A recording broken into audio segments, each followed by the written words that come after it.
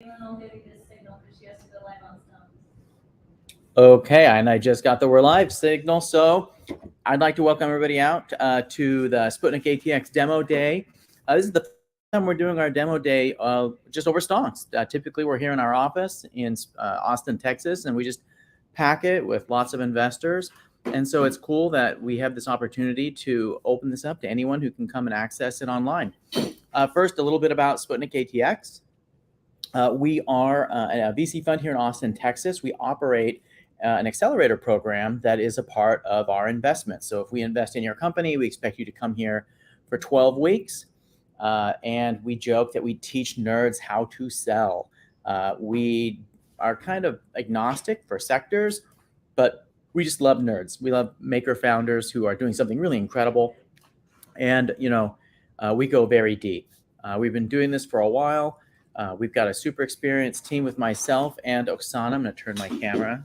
Hi. Oksana says hello. We are the two general partners, and we love founders. What can we say? Interestingly enough, although our name is Sputnik, we are not Russian. Oksana is Ukrainian, so I wouldn't even bring that up. However, Sputnik does mean partner, which I didn't know when I thought it would be a good idea to name our program, because we love revolutionary, earth-changing ideas, and we still love the name Sputnik, and we also love our Ukrainian roots. So with that, I'm going to just kind of lay down the outline for today. I'm going to be introducing the founders that are in this current cohort. We do 2 cohorts a year. We take 5 to 7 companies per cohort, and we teach these nerds how to sell. And we're going to be introducing them to you today. So when they come on, people can put their questions in the chat, and then what I will do when they are done with their presentation is I will moderate the chat for each of the companies as they go through. So we're going to start off with our first company, and that first company is Swoovy. So if anybody here has run an organization before, it kind of sucks getting people to gel and form culture. And with COVID and all this other stuff that's happened this year, it's gotten harder and harder than ever. And Brooke is bringing together the number one thing that can build teams and trust and communication and culture. And she's giving that love to everyone through software. And I don't want to steal your thunder. So Brooke, you take it away. Awesome. Thank you. Let me make sure. Okay. Slides are up. Hold on. Thanks for that intro, Joe. I'm excited to be kicking things off. I am the founder and CEO of Swoovy. And the number one thing that companies are talking about right now is how do we stop the bleeding of employees leaving, of them being disengaged, and how do we rebuild culture post-pandemic? I want you to take a second and put yourself in Jody's shoes here. So Jody joined a high-tech company here in Austin, Texas. She was completely sold into their culture, and then she spent the next 2 years behind a screen. She never connected with her colleagues. She doesn't feel connection to the company, and millions of employees are just like her and costing companies now $1 trillion a year. And no amount of swag that you send Jody is going to matter and make her feel that tie to the company. She needs connection. And that's what we're doing with Swoovy. We're putting an end to what we're seeing as this cultural Armageddon. And Swoovy is an employee volunteer platform that has a social component. It makes it easy for companies to do team building, but also allows people in disparate places to connect one-on-one to go volunteer through shared interests. Volunteering has been a number one way that companies have done team buildings in the past. And they also know that there's a ton of benefits to volunteering to the individual employees. It helps with health and wellness. You have a positive impact on your mental and physical health. It helps with camaraderie, but ultimately it impacts their bottom line. Data shows that when you have an employee volunteer program in place, the loyalty to the company increases. Productivity to the company increases. But companies are really struggling with how to execute these programs today. They may have done a corporate service opportunity in the past, but what do you do today with a remote hybrid workforce? It takes a ton of time to set up these events, and they want the highest engagement that they can get. And some companies are offering paid time off to volunteer, which is a really attractive and great benefit, but it leaves all of the work in the employee's hands to have to go research a cause. How do you get involved? And they end up just shutting down and not using that time. So they're not reaping the benefit, and the company's not reaping the benefit. And then today, there's corporate social responsibility that we've all heard of, and companies are now having to track and report on this, and they're doing it in Excel sheets and through emails. It's completely inefficient. So we solve for all of that with Swoovy. Swoovy makes it super easy for the company to find volunteer opportunities that they can promote as that corporate service day, but also they give access to their employees to our database, which has already over 130,000 nonprofits across the US.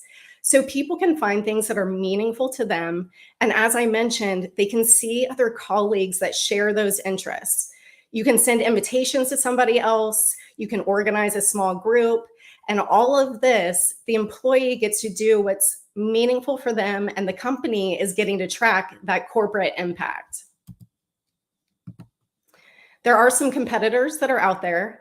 What you'll find is that they're hidden very deep within a CRM. Users describe the experience as having to be an engineer to figure out how to use it. The listing is like a Craigslist listing of volunteer opportunities. It's not intuitive and it's not engaging. And they also come with really long implementation timelines, which IT departments hate. The way that we've built Swoovy, we are a cloud-based platform. We're up and running in a matter of minutes. We're scalable. We work with companies that are small up to enterprise level. And our UI is really focused on that connections piece and building a community that people feel like they can be a part of. The market right now is ripe. Companies are spending over $200 billion a year on employee engagement, as well as learning and development programs. And we also have a really unique opportunity with community banks and B Corps. These organizations, it is critical for them to demonstrate and track their impact. And we happen to have a unique opportunity specifically with the community banks because I spent a decade of my career at an early stage fintech company where I helped build a brand that supported community banks, and we had a successful exit, but I also became familiar on an intimate level with CRA requirements. So those are Community Reinvestment Act requirements, and we can help them fulfill those. We launched our MVP in April, and we have 7 corporate clients that are live. They're giving us very positive feedback, and they're even sharing it in the news. And then we've really been focused on sales and marketing and building a healthy pipeline. We've got 50 deals that we're actively negotiating.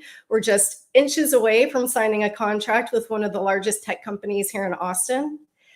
And the way that our pricing is structured is standard enterprise SaaS. So we charge per employee per month. We've optimized that sales funnel. We've got the data, and now we're ready to scale. The team alongside me is comprised of a senior engineer, business development, as well as sales and marketing. And we're currently raising $1.5 million to fuel our growth and projecting that we'll be at $200,000 in monthly recurring revenue in the next 18 months. So today I'm inviting you to join us on this journey with Swoovy to make the future of work a place that people actually want to be a part of, and one that we can create a tremendous amount of impact in. And with that, I have a few extra minutes, I think, to answer questions.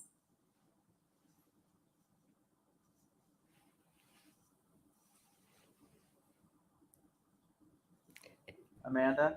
And Joe. Back on. Okay. I was like trying to get back on the regular stage. All right, we're back. So folks, please post your questions in the chat. I'm going to be moderating these questions as best I can. And so first one up is, do you have any design partners? As far as technical design or design in what area? Nick, can you give us more color on that? When you say design partners, what does that mean? And maybe while we're waiting for that to come out, I'm going to ask you a question, Brooke. Okay. because you have an incredible background. Okay, you've already, you know, I mean, you're a founder that has already had quite a bit of success with your prior startup. Could you talk a little bit more about that? Because I think one of the cool things is how you're able to leverage that background into also kind of getting this going. Yeah, absolutely. So the early stage fintech company that I was in, as I mentioned, supported community banks. They did that with a SaaS platform. My career prior to going there was brand strategy, go to market strategy. Mhm. And when I joined that company, they were successful on the technical side. And the community banks, as you can imagine, similar to nonprofits, don't Mhm. have the resources to drive awareness and acquisition on their own. So they saw a Mhm. plateau in their performance. So when I came in, I developed a brand that was enabling them through a cooperative marketing strategy. Yeah. We tested it in 11 markets. I was able to build a team of 200 to 200 people. That's And great. I as we mean, mentioned, that yeah, ability to grow and scale teams is like something that a lot of times when people are investing in these early stage companies, it's hard for them to know, like, oh, does this person really know how to do it? And it's like, yes, she does. She's done it before. Okay, yeah. I'm going to jump to another question here because, pilot customers. I think they want to know, can you talk a little bit more about your pilot customers, maybe the size of the contracts, that sort of a thing? Yeah, absolutely. So, from a strategic standpoint, we are selling into SMB companies as well as enterprise. Enterprise has a much longer sales cycle. So, our first pilots have been SMBs. They range anywhere from 50 employees to 300 employees. Yep. Yep. So if you could also, where does the 1.5 million get you? Like, okay, you're going to take 1.5. Where does that get you to say it from a sales perspective? How much traction do you get, for that? Yeah, so we're forecasting in 18 months being at 200,000 in monthly recurring revenue, and that is when we would anticipate raising a Series A. Okay. So you'll get to about 200,000 a monthly recurring revenue with this money. Yeah. That's super. So when you talk to large corporations, how does the money work for them? Like financially, what's the ROI for them? Yeah, so there's a number of things that we look at. One is their attrition rate with employees. So they look at the cost to backfill an employee when they leave is 6 to 9 months of their salary. Yeah. And that is significant. If you could save one employee, Yeah. employee volunteer program, you've offset your cost. Yep, that's awesome. Hey, and you're not raising that much in this round, so I think it'll go pretty quickly, folks. If you're interested in putting money into Brooke's company, please designate in stonks right now. I would get really on this because you've got somebody who's an experienced founder who's already got some really interesting traction for this stage. I know you can't say the names of the people that you're working with, but I know who they are, and I'm like, double thumbs up on all of that. So folks, please, if you're interested, please connect with Brooke through Stonks. Click your interest. She will be following up with all of you. And when the round is done, the round is done. Thanks, Brooke. Thanks, Joe. Appreciate it. Okay, our next company is founded by Drea Burbank, and the company is Savimbo. Now, for those of you who know anything about the carbon credits market, you know that it's a total scam in so many ways and on so many levels.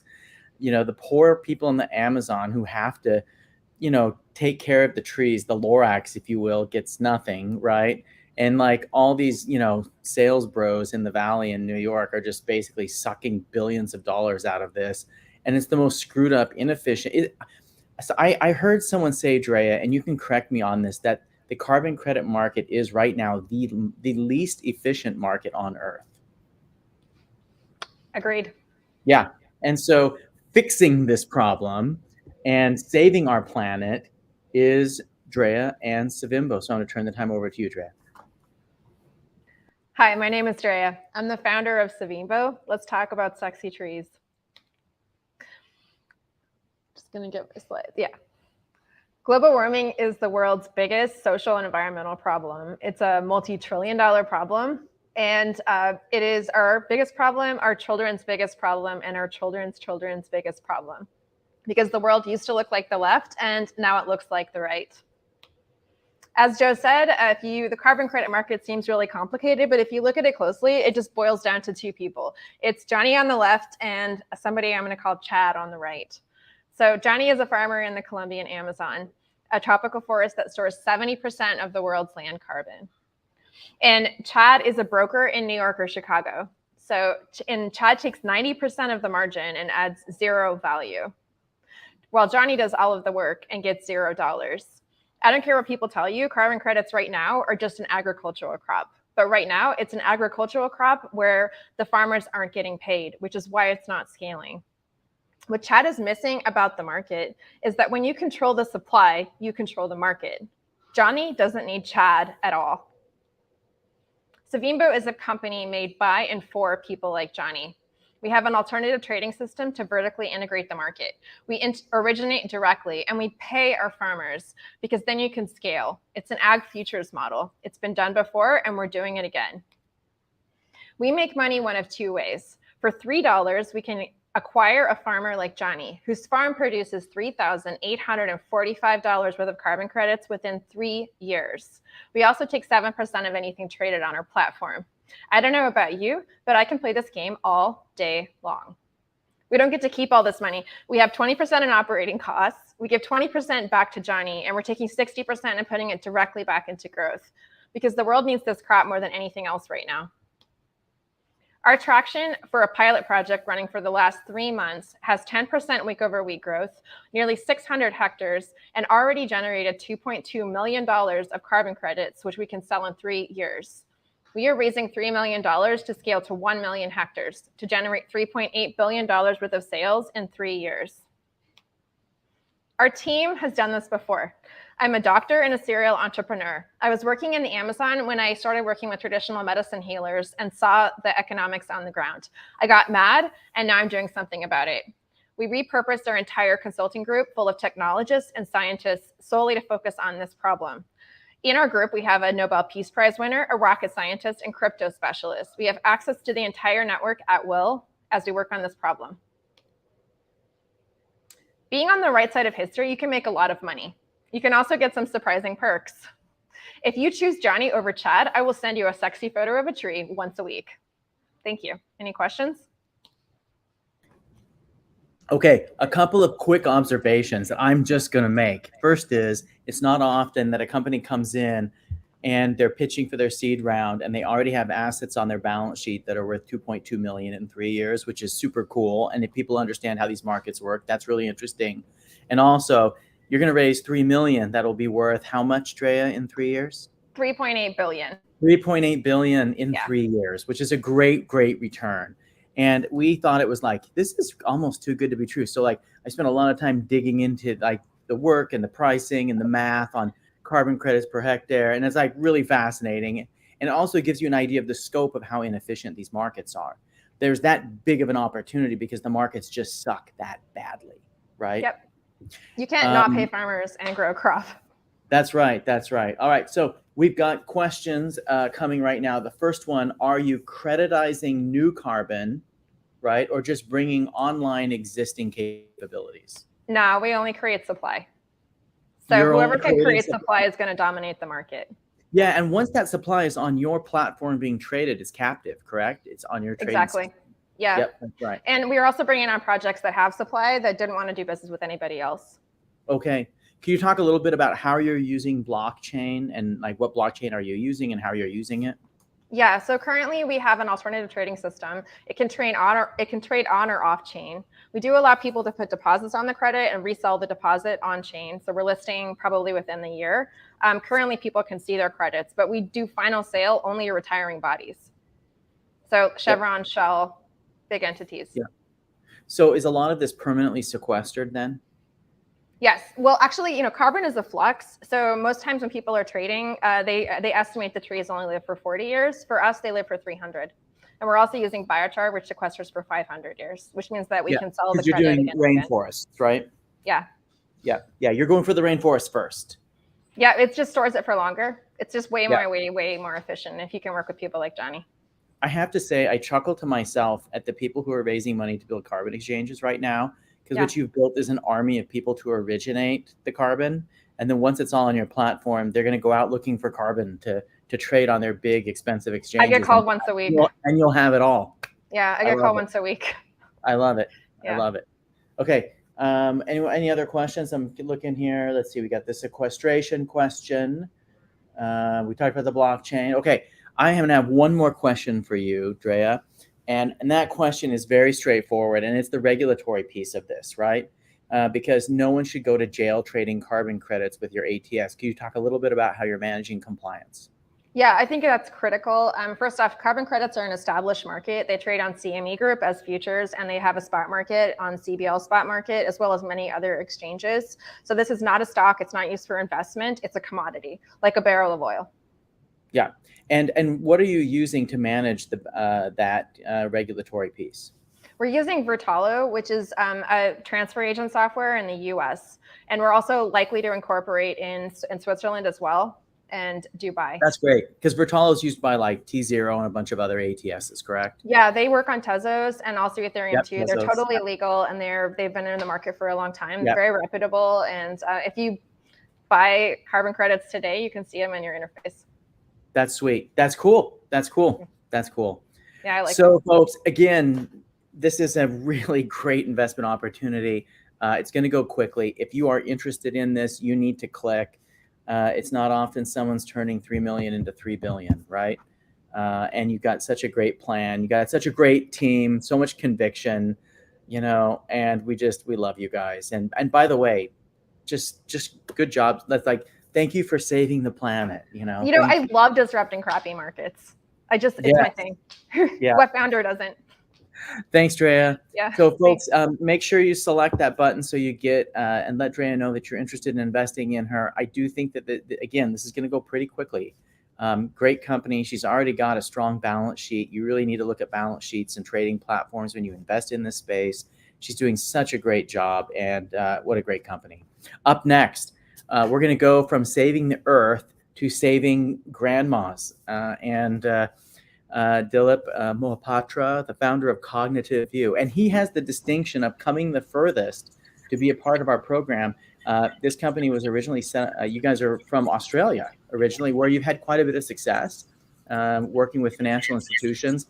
And, the thing that I love about what you're doing, Dilip, is you are, when you think about just the enormous way compliance with all the different fintech products and communication platforms that have developed, like that risk of compliance is bigger than ever, right? And being able to take a holistic view of solving this is something that no one's really done effectively yet. So this is super cool. And I know it's not as exciting as sexy trees, right? But bank compliance matters a lot because there's a lot of fraud in this world. And I'm thankful for people like you who do the unsexy work to keep the arteries of finance flowing freely. So, Dilip, I'll turn the time over to you. Huge opportunity, great company, and we're glad you're here today. Okay. Thank you, Joe. My name is Dilip Mohapatra. I'm the founder of Cognitive View. We help companies to automate compliance using AI. Every year, companies globally pay billions of dollars in fine because of compliance failure. And when we sit down and talk about compliance, it feels like this boring, soulless set of obligations that someone wants us to follow. But if we look closely, and it brings down a lot of fines to the company. But if we look at in each of those fines, there is an 80-year-old grandma who has lost her home because an employee of yours wanted to make some extra commission on that day. And that stays in your company's reputation forever, and it costs you more than the fine itself.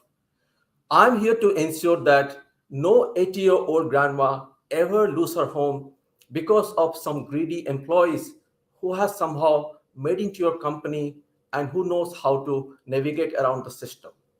So we have built Cognitive View to address that specific problem.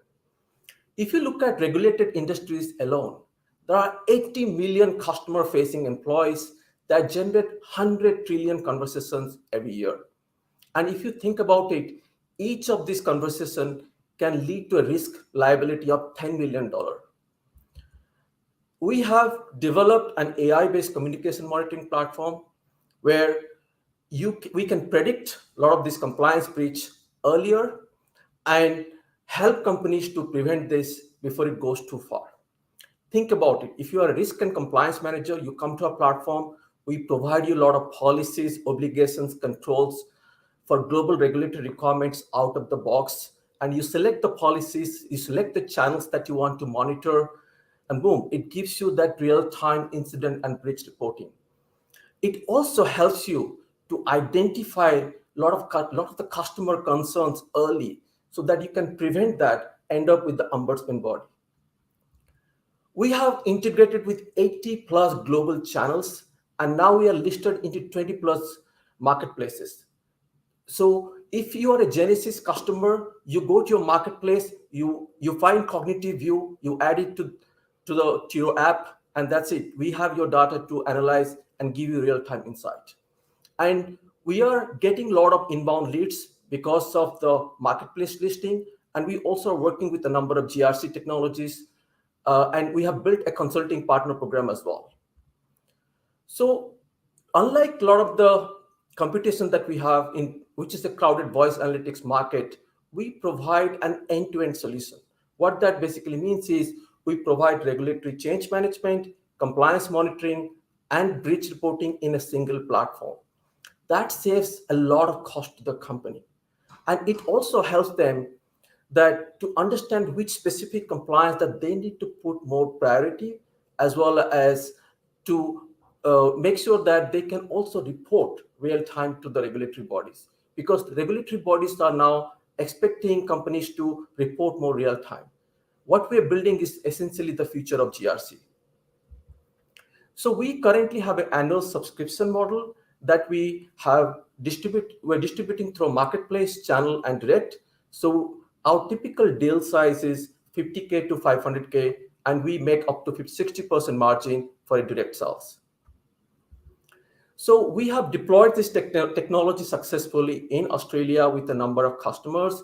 That includes Mapfre Insurance, as well as we are currently working with some of the top 3 banks in Australia. That includes NZ and Westpac Bank.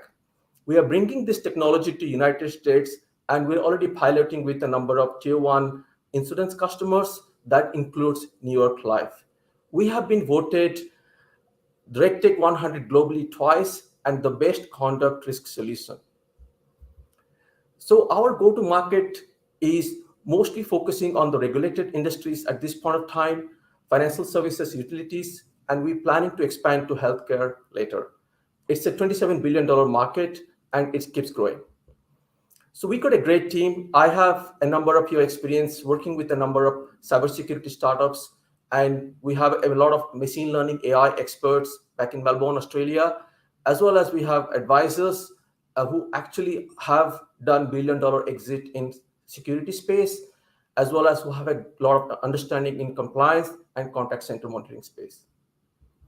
So we are currently raising 1.5 mil to achieve $2 million ARR by next year, as well as we want to expand to 150 plus integrations and to capture $10 billion market. And we're also planning to expand to non-financial services industry as well. We really want to make compliance about people again. So who wants to join us? I'm happy to answer any question that you have. All right, I'm back. And you know what?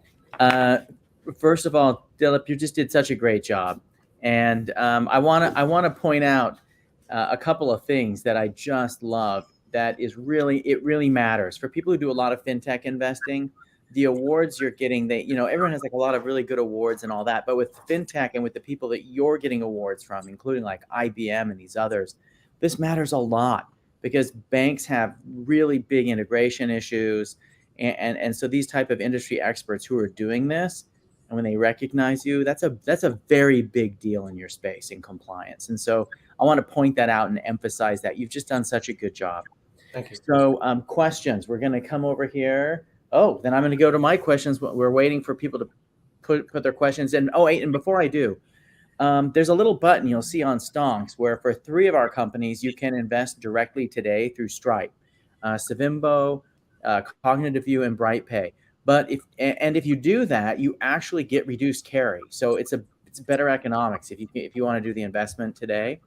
You can pay immediately, and if you do that while we're doing this broadcast live, you get that incentive. And so that's a great deal for investors right now.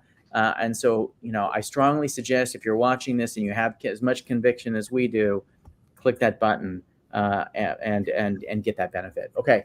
So first question, when you talk about pricing, who would be the users that need seats? So can you talk about who are the typical seat licenses? What does that person look like that needs a seat license when you sell it to a bank?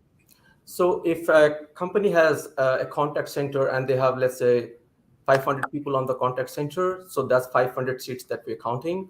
So that's the user that we normally look for.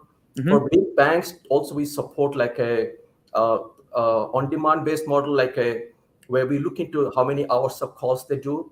We support that as well. But otherwise, the number of employees that are actually interacting with customers. Some companies also want to monitor internal employees, so that can be a big number of employees. Yeah. So you're monitoring all the persons that compliance team is responsible for who touch the customer, as well as their managers and leaders. That's correct. Yep, that's great. So are you covering only Australia? No, we are a global company. We are supporting FINRA, SEC for US market, but mostly we are focusing market conduct, which is focusing on ASIC, which is Australia, MAS for Singapore, US, UK, and MiFID II for Europe right now. Yep. And you have customers all over the world today already. That is correct. We currently have customers in Australia, US, and UK. You've got some pretty high quality banks already in your portfolio. Congratulations. Thank you. Okay. And so I'm going to ask you one final question, which is, where do you see Cognitive View in 5 years? We see it's going to be a unicorn because the whole GRC space is getting disrupted. GRC is a very manual way of risk management. So and what we are doing is completely automating risk management and compliance monitoring. So and it's going to be $1 trillion industry because you think about every regulated industry, they mostly right now do manual risk management, which is back and forth, spreadsheet, and we are pretty much automating that using AI. It's really cool how your product works, by the way, because if you think about all the ways people try to get around their compliance systems to do shady things, you're monitoring all of that and you bust the troublemakers, right? It's just saved banks reputation, money, time, lots of stuff. It's great. That's correct. Oh, well, hey, thank you so much. That's a great job. Thank you, Dilip. All right, we're going to jump to our next company. And so we're going to go from a company that came to us from Australia to a company that came to us from Peru. And what's really cool is Syllabus. So some of the best performing companies in our portfolio are people who applied to us once and got rejected. We gave them feedback. They took that feedback into consideration. They grew their business and they reapplied. And they're some of our top performers. And this is one of them. Alonso, I want to introduce you and Alejandra if she's around. Oh, she's not around. It's just you today. They're the founders of Syllabus. And, you're solving, I think, what is one of the largest problems right now, which is hiring tech talent, right? And to be able to hire tech talent is a massive problem. And people are like, oh, these big companies are laying people off. But when unemployment is 0 and there's still millions of unfilled jobs, right? It's kind of like we're trying to fill a bucket with a hole in the bottom, right? And what you're doing and the way you're connecting talent around the world in such a unique way, automating it and productizing it is just beautiful. But I'm taking too much. I got to let you introduce your company. Alonso, take it away. Thank you so much, Joe. Okay. Good afternoon with all of you. My name is Alonso Mujica, and I'm the co-founder and CEO of Syllabus. And we are building the most reliable way to build a software engineering team. We are a talent creation engine, so we find untapped talent, upskill them, and get them the right job for the right company at a fraction of the cost. You have all probably seen the news. You have just heard what Joe have talked about. So we all know, if you're in this meeting, that hiring software developers is a major problem. And that is completely true. It's a $1 trillion problem, actually. That is growing 20% year over year. And it is the number one problem for growth in Fortune 500 companies. Every CEO will tell you that. But on the other hand, you have people like Miguel. Who is Miguel, you may be wondering? He's a Venezuelan immigrant that came to Peru less than 1 year ago. Very talented, very creative, couldn't find a job. So he started waiting tables. What did he do in the meantime? He started looking for lots of opportunities, and then he found us. He found us, and we took him through this process where we assessed his skills. We saw that he was like super talented, had lots of potential. So we did a skill mapping of potential and helped him build his pipeline and gave him a career track. We trained him. After 4 months, we got him to be a software engineer.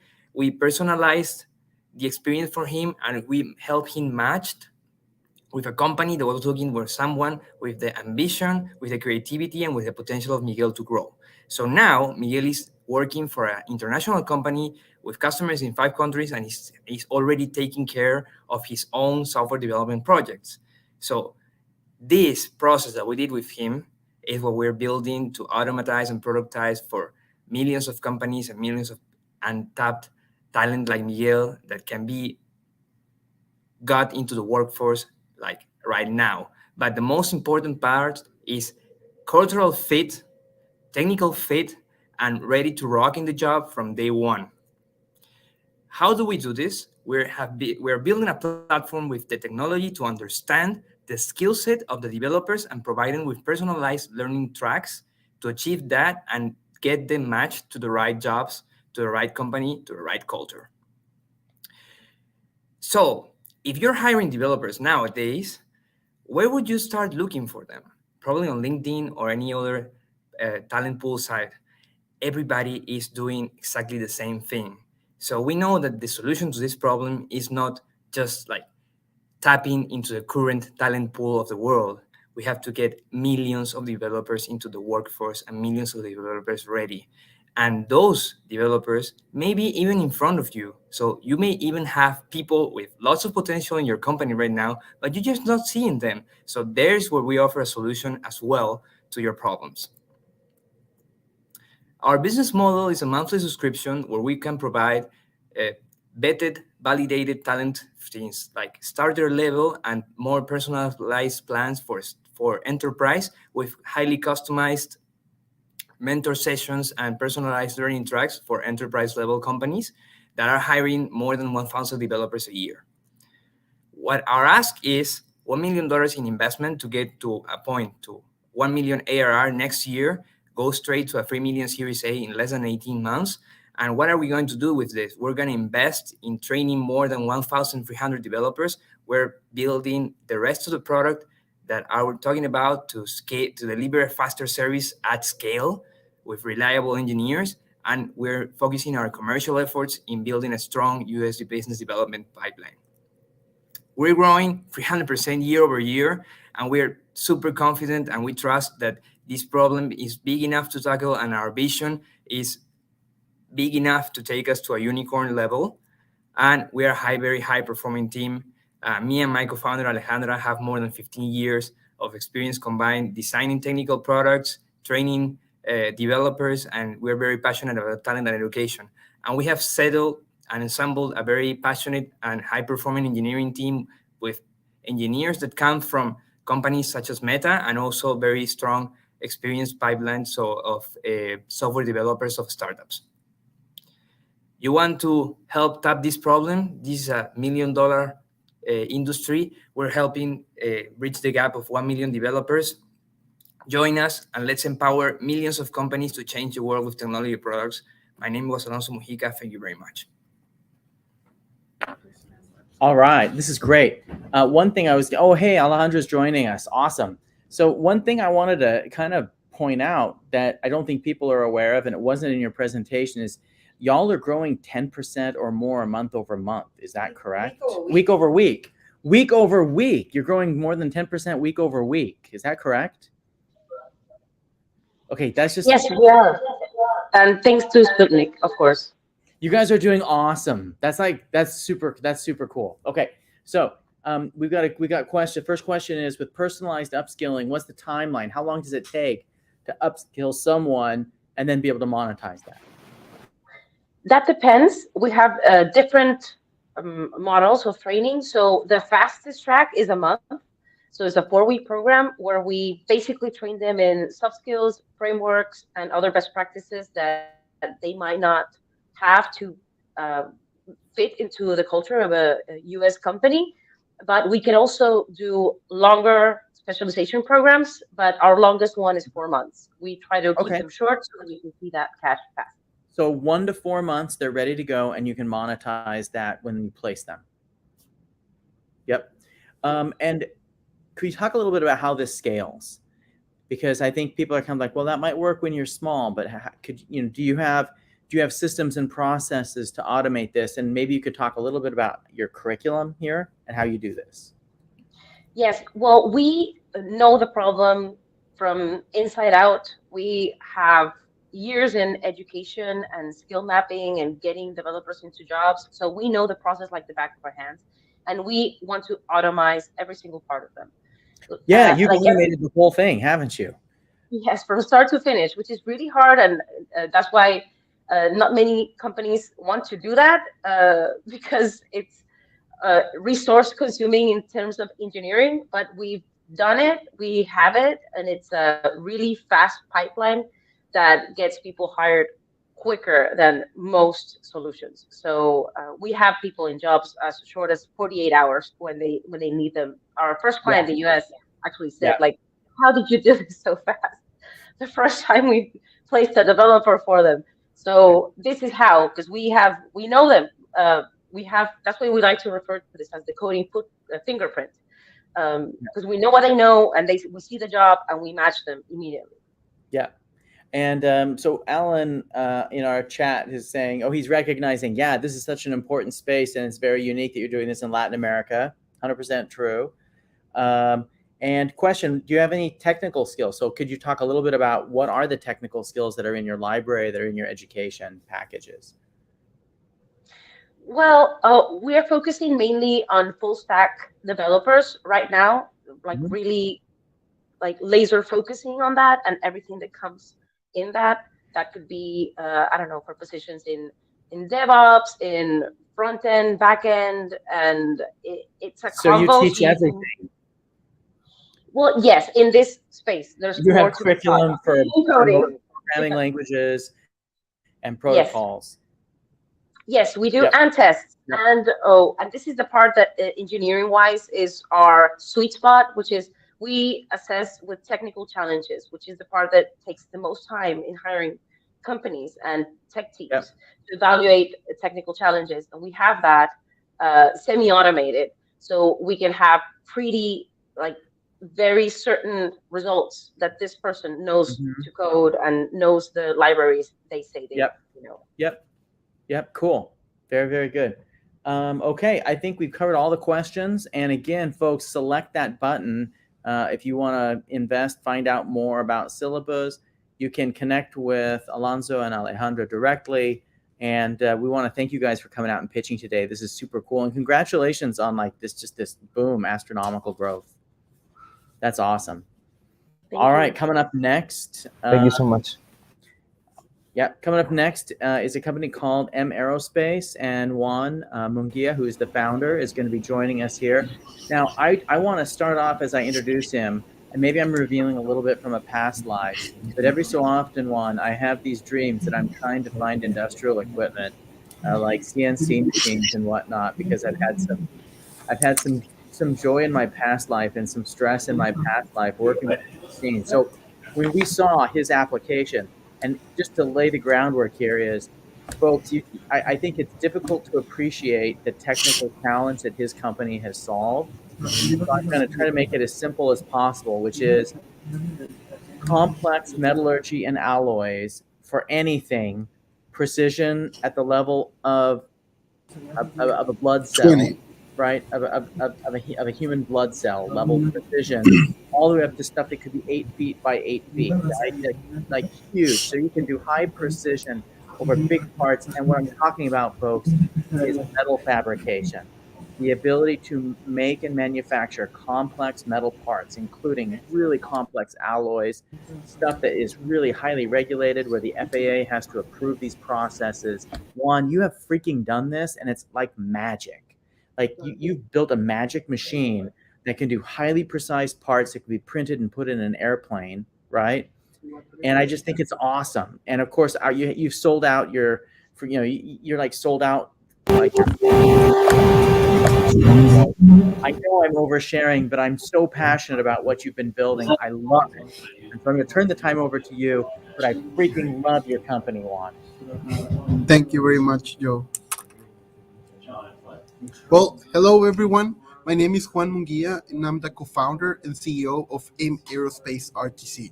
And we're building the next generation of large-scale metal 3D printers. A little bit of my background: I'm an aeronautical engineer with a master's on aerospace design, and focus most of my career developing 3D printing technology. And that's actually when we started looking that the metal 3D printing industry was becoming a huge industry of more than $12 billion just in the US by 2025, and will become an industry of more than $90 billion globally. And did you know that to build a rocket, it will take you more than $100 million to manufacture? It will take you more than a year? That is actually why most companies and engineers are trying to implement new technologies such as 3D printing to speed up the process and also lower the manufacturing cost. And that is why at AIM Aerospace RTC, we create the world's first affordable, large-scale metal 3D printer called Armduus 2.0. What is unique about our 3D printing technology is that we can print up to 66% bigger parts than our closest competitor, and even 50% faster, and even 20% cheaper.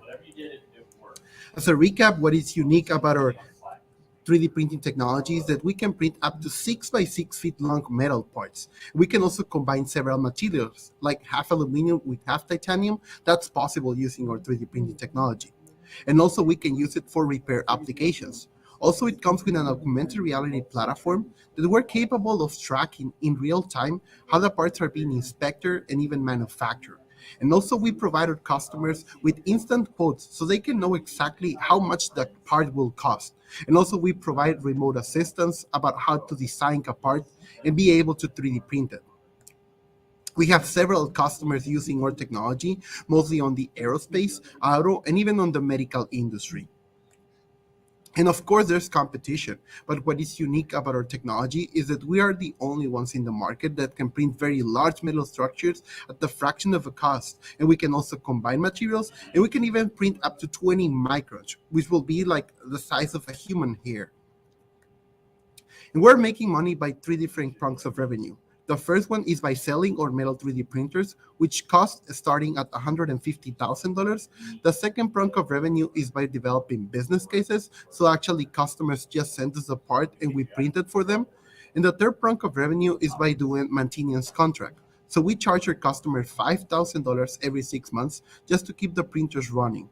And also we provide the materials that goes in the printers. This year, I'm glad to announce that we have already overpassed $1.2 million in revenue. And by 2026, we're generating at least $41 million in revenue, which will obviously come from selling the printers, contract manufacturing, and also the maintenance and materials. We have a great team full of mechanical engineers, electronical engineers, and even some with financial background that have worked for companies like Honeywell, Safran, and Collins Aerospace, with headquarters in Austin, Texas, and manufacturing facility in Mexicali in Mexico. We're currently seeking for $1 million at the pre-money valuation of $10 million through a safe instrument to expand our current orders and be able to deliver those, and also to expand our infrastructure and hire more people to continue growing. So thank you very much for your time, and appreciate if you have any questions, let me know. Okay, Juan, that is awesome. Your miracle printing machine is, quite frankly, it's just like it's so cool. All right. Thank you. So I'm going to go to the questions here. So let's see. Oh, no questions yet. So while people are putting their questions in, let me ask you this one. Could you talk a little bit about your pipeline and the clients that you have coming in? Yeah, so right now we have very interesting companies in our contract, which includes companies like General Motors, Audi, just to mention some of those. And actually, well, right now for 2022, we have $750,000 already in orders. And so, yeah, and we have very interesting contracts that are coming, including companies like Rivian or even like some government contracts. Yeah, I noticed your round is priced pretty aggressively because you've pre-sold so much. You Yeah, really desperately need the money for growth right now, correct?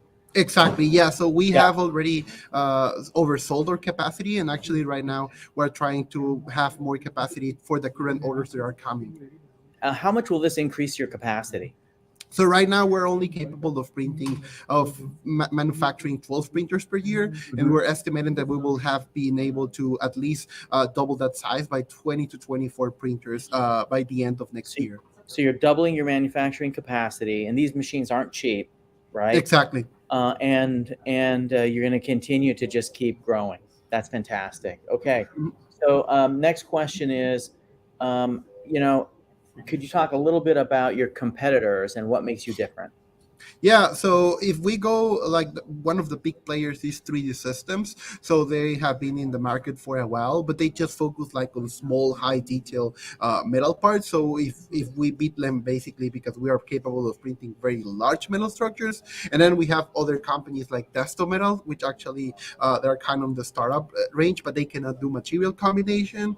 And then we have other companies like Meltio probably that they can do material combination and they can print very large metal structures, but they cannot go like very wide and tight tolerance as we can. So we have the best of both worlds, which is we can go all the way up to printing a whole rocket, and we can go all the way up to printing like a human hair. Okay. I'm looking at the next couple of questions, and I'm going to move really quickly if I can through these. First off, could you talk a little bit about how long it takes to print an object, and how does precision affect that? It really depends on the geometry, which material we want to print. Also, well, if you want to do material combination. So to answer, like we usually can ship a part probably within 2 or 3 days, but depending on the size, it can take probably 2 or 3 weeks. So it really depends on. So if you're printing the frame of a truck, it could take you a week. Exactly, between 1 or 2 weeks, I will say. To print a big, huge, rigid frame truck. That's a huge frame. But if you're printing a fan blade for an aircraft, how long would that take? It probably will take around 7-8 days. Again, it will depend if how well optimized your part is to be able to 3D printing. Because if you just want to replace a casting part for the 3D printing part, probably will not make sense. Right. Okay. And right now you've got aerospace and automotive clients lining up for this stuff, right? Yeah, and we have a very interesting pipeline going on. With some of those, we have a lot of NDAs right now. But in terms of applications, we have this done parts for rockets, nozzles, heat exchangers, some processes for the medical industry. Yep. So given how unique what you're doing is, could you talk a little bit about your IP protection?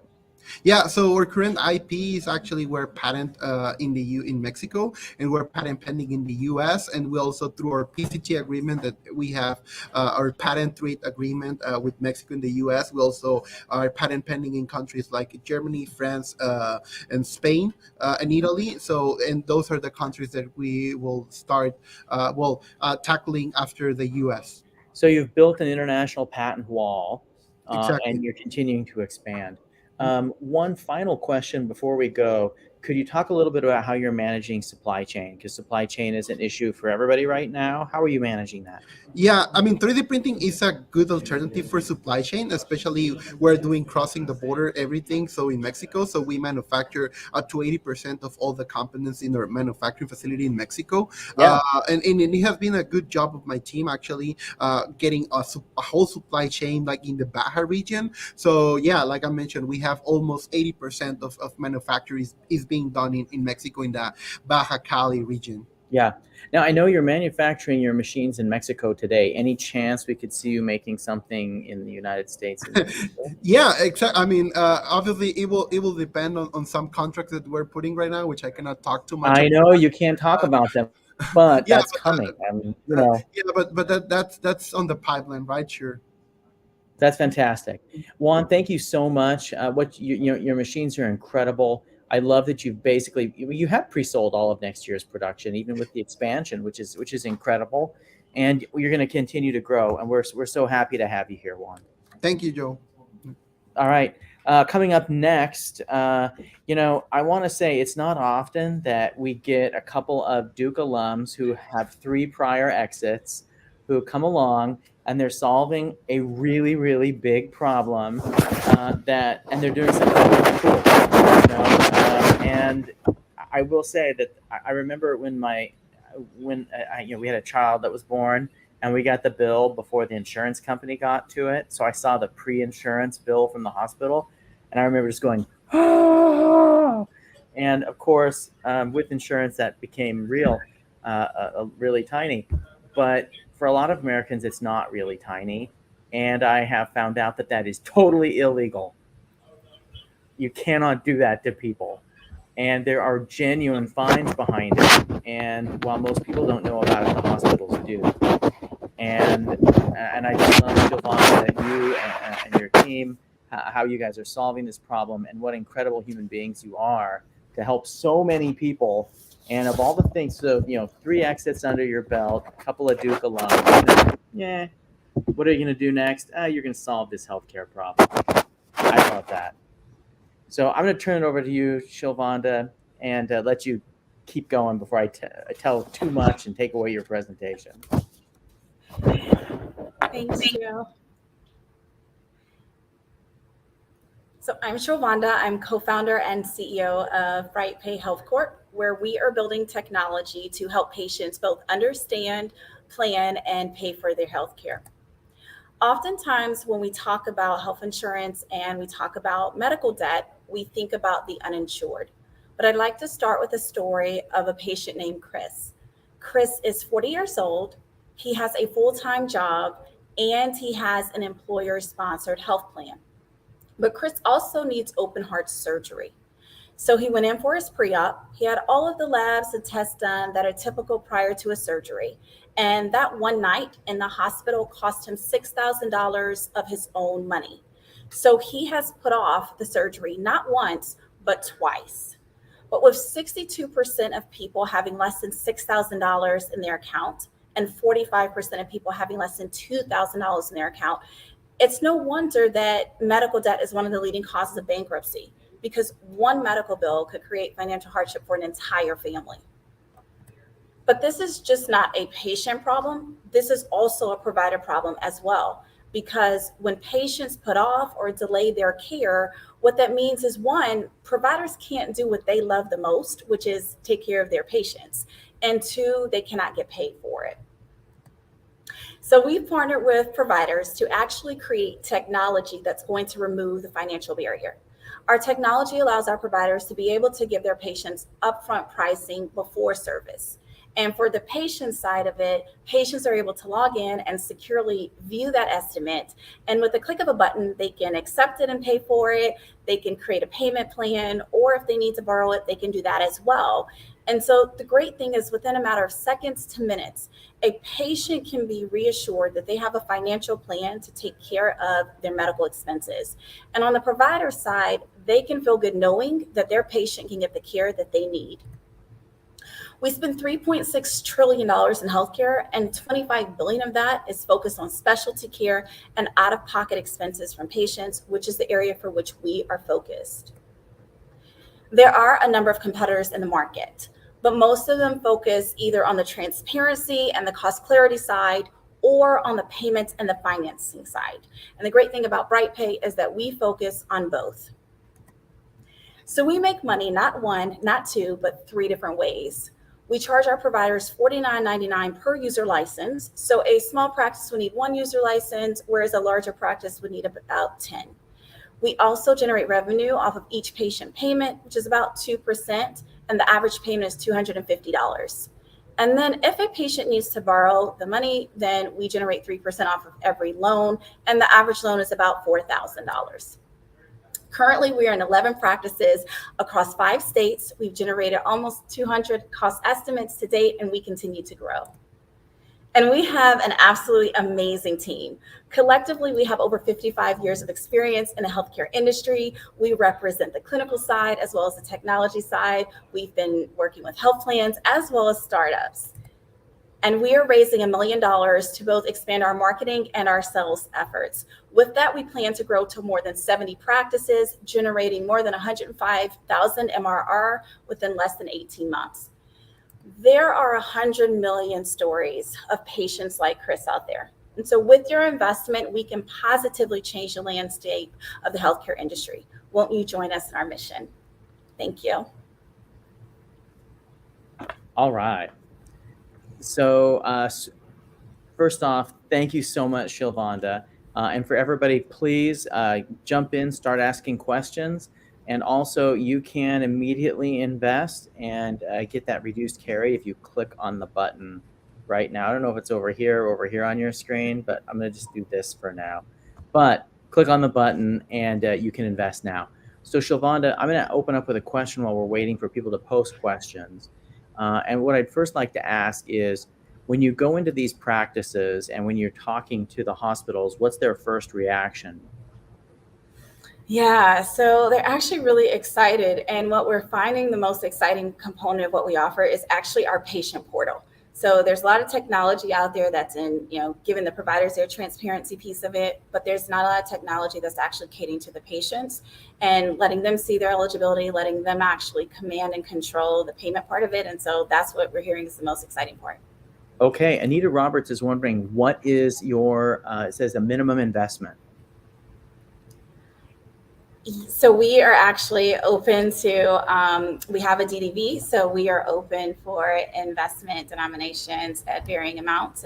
So we're open to. So if they click on the DDV, it'll show the minimum automatically. Yes. Okay, super. I know, and Anita, we love it too.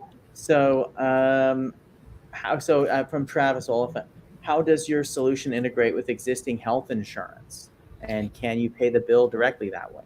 Yeah, that's an awesome question. So one, we actually don't work the plan directly, but we do have a supplier on the clearinghouse side. So we can actually get benefit and coverage information from about 93% of health plans and payers. And then patients can absolutely pay online. So we work with our provider practices. So once they see that estimate, they can click that button and then they can actually make that payment and then it's done for them. Yeah. You know what as I think about this like more and more, I realize that, I don't know if anyone can fix the U.S. care system because it's so screwed up, but you can make it totally doable for people, right? Which is like a miracle. Okay, one more question for you, Shilvanda, before we wrap up.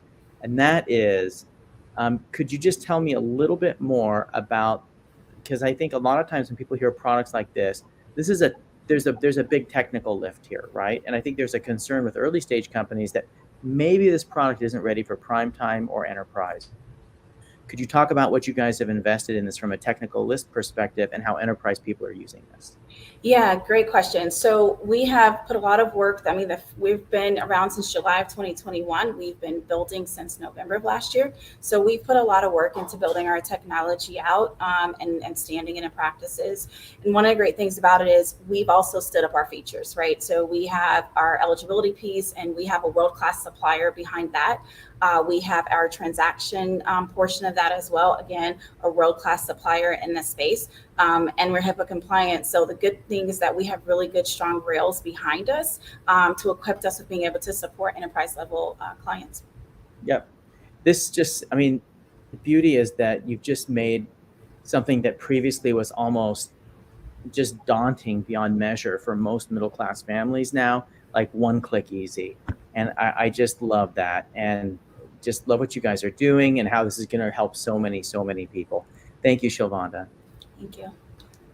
Okay, so first off, I want to thank everybody for coming and remind everybody that you only have a few seconds right now if you want to put money into these companies while we're still live so you can get the benefit of that reduced carry.